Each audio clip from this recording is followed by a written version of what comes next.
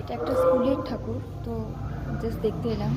অনেকদিন স্কুলের দিন সরস্বতী পুজোর দিন বেরোনোই হয়নি, তো সেই কারণে আরও দেখো ঠাকুরটা তোমরা কতটা সুন্দর হয়েছে।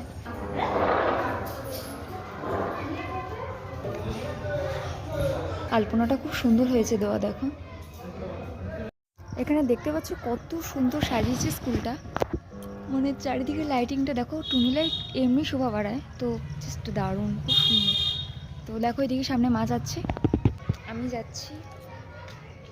দেখো চারিদিকে লাইটিংটা কি দারুণ না। তো একটু অন্ধকার আছে, সে কোনো ফটোটা তুললাম না, জাস্ট মায়েরই ফটোটা তুলেছি। দেখো মানে দেখাচ্ছি তোমাদের লাইটিং।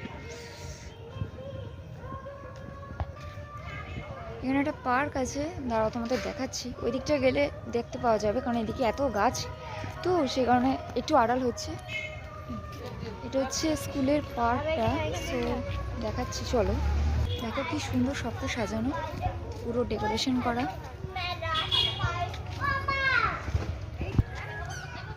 দেখালাম, সবটা শেয়ার করলাম। নেক্সট ঠাকুরটা দেখতে যাব, সেটা এখান থেকে বেশি দূর নয়, একদম একটুখানি। চলো, বেশি সাজগোজও করিনি, শাড়িও পরিনি, দেখতেই পাচ্ছ। এবারে মোটামুটি গেল সরস্বতী পুজোটা, তবে ভালোই কেটেছে আর কি। চলো, এটা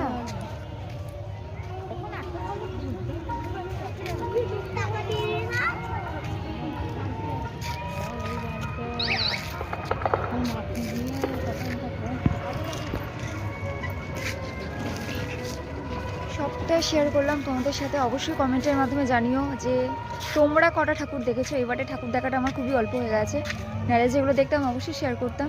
তো তোমরা কিন্তু জানাতে ভুলো না, অবশ্যই আমাকে কমেন্ট বক্সে তাড়াতাড়ি বলে দিও। তো চলো নেক্সট ঠাকুরটা একবার দেখে নিই, তোমাদের সাথে শেয়ার করি। হ্যাঁ, হতে পারে।